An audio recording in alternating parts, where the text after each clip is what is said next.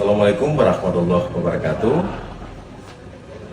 Sobat Adwil seluruhnya, hari ini kami umumkan keputusan Menteri Dalam Negeri nomor 300.2.22430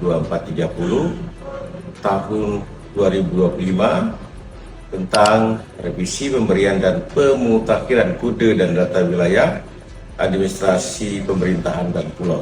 Setelah beberapa hari yang lalu ditandatangani kesepakatan bersama antara Gubernur Aceh dan Gubernur Sumatera Utara, kemudian pada hari ini tanggal 23 Juni diterbitkan keputusan Menteri Dalam Negeri untuk mengesahkan dan menempatkan kembali 4 pulau: Pulau Panjang, Pulau Lipan, Pulau Mangkit Besar, dan Pulau Mangkit Kecil menjadi bagian wilayah administrasi Provinsi Aceh. Demikian yang kami sampaikan untuk dimanfaatkan sebaik-baiknya, dan semoga 4 pulau ini nantinya dapat dibangun, dapat dibina sehingga bermanfaat bagi masyarakat.